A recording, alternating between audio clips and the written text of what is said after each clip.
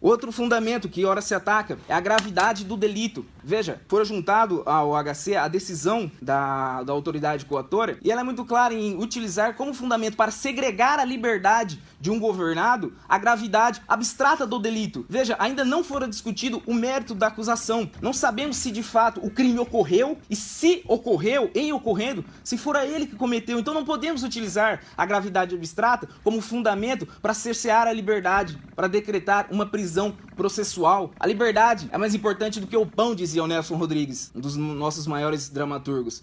Ainda que o crime fosse grave, que pudéssemos dizer que houve uma gravidade abstrata do delito, ela não consta no rol do artigo 312 do Código de Processo Penal, que deve ser observado para decretar uma prisão preventiva. Não é requisito. Se não é requisito para segregar a liberdade de um indivíduo que está sob a tutela do Estado, não pode ser utilizado na decisão. E peço aos senhores, corrijam essa injustiça. Não permitam que a gravidade abstrata de um delito continue sendo fundamento para segregar a liberdade de um governado, de uma pessoa, sobretudo de um ser humano.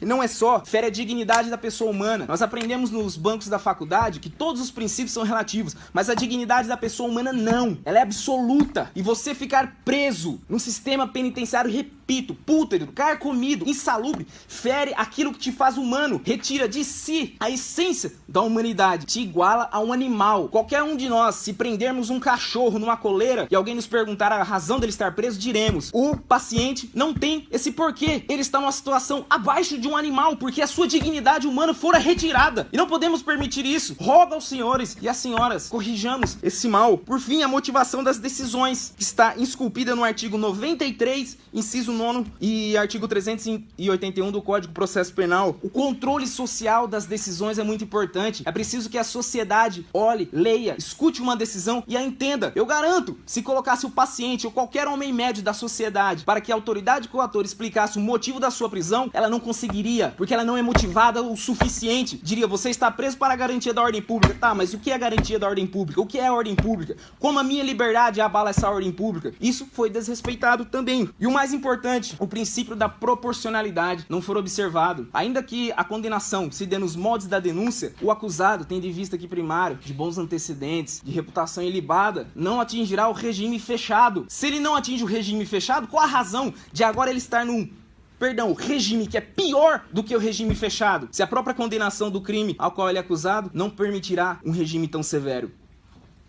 E esse princípio também fora desrespeitado pela autoridade coatora. No mínimo, para que a prisão seja substituída por medidas cautelares diversas da prisão, como por exemplo a tornozeleira eletrônica, que respeita também o princípio da eficiência, porque vai garantir um melhor resultado com um menor custo ao poder público. E repito, for utilizado como fundamento que o acusado seria foragido. Ele não é foragido, ele se entregou à autoridade policial de maneira espontânea. Foragido é quem é preso e da cadeia foge, segundo o STF. Se qualquer um tiver uma ordem de prisão expedida contra si, julgá-la ilegal, é seu direito sagrado e inalienável não cumpri-la. Agora, se está na cadeia e foge, é foragido. Situação que não aconteceu com o paciente desse remédio.